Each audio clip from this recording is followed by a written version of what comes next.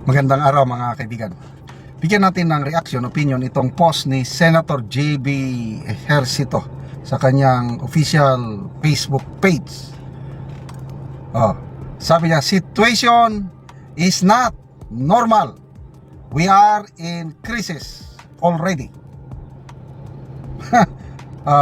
Pangalawang senador na ito na na-monitor ko na kinokontra nila ang panindigan ng palasyo na wala pa tayong krisis. Kahapon si Senator Erwin Gatchalian, sabi niya na sa pananaw ko nasa krisis na tayo. So salamat dito kay Senator JB Ejercito at sinuportahan niya ang pananaw ni Senator Gatchalian na situation is not normal. We are in crisis already. Ito, Nel Gikaw, Senator, magagalit si BBM at Anticlair sa iyo. Normal pa din daw.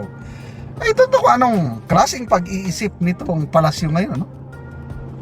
Paano? Nandito ako ngayon sa isang gasoline station. Nung isang araw, 105 pesos per litro ng diesel. Ngayon, 119. Sa Metro Manila, nag-announce si Secretary Garin kanina, umaabot na daw ng 140 pesos per litro ng regular diesel, 144 ata yung special na diesel. So paano maging normal yan? 140 mula 50 naging 140, halos times 3 ang increase ng presyo ng diesel. Paano naging normal? Nang dahil lang daw, sabi ng Anticlair, yung krisis kasi, dalawang uri ng krisis sa langis. Sinasabi pa dyan na magkakaroon ng krisis kung wala ng supply. Kailangan ang nangyari, dahil may supply pa tayo,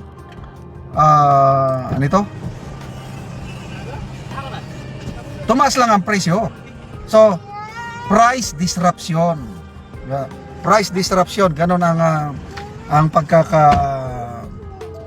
price disruption, ganun ang illustration ni Auntie Claire Castro. Na-disrupt lang daw ang presyo.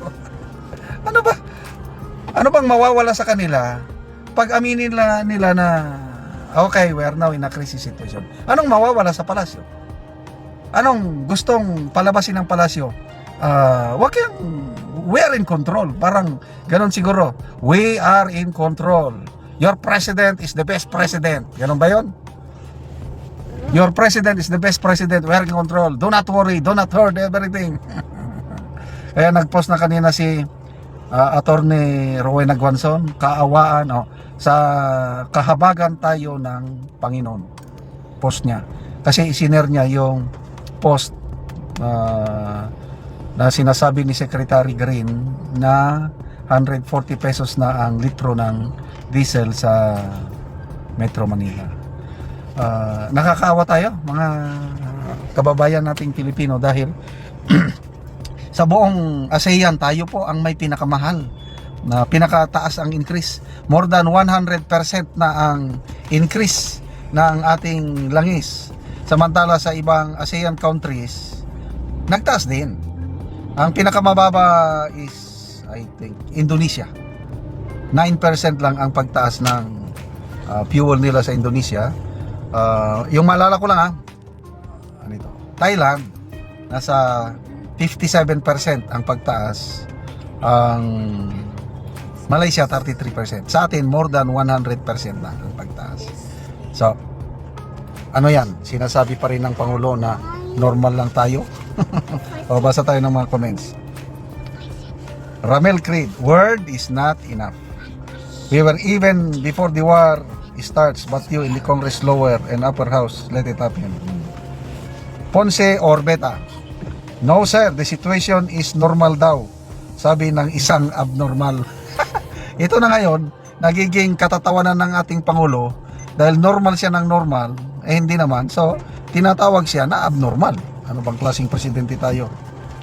George Morales, tama po kayo Sir Senator, bakit pilit nilang sinasabing normal? Hirap na nga kaming makabili ng gasolina dahil sobra ng mahal. Ito yung hindi ma-realize ng administration na Sinasabi lang na may supply pa tayo. Eh paano ka kahit may supply ka, wala kang ibili dahil sa kahit may supply, wala ka namang pambili dahil sa sobrang mahal. Paano naging ano yan? Dati 50 lang ang example, yung mga tricycle 5 liters, that's 250 pesos. Ayun na. Yan dati bumibili ka lang 5 liters, ma-full tank ka na 250. Paano ngayon? Dahil 100 ng 250 ang mabili mo kalahati na lang 2.5 liters.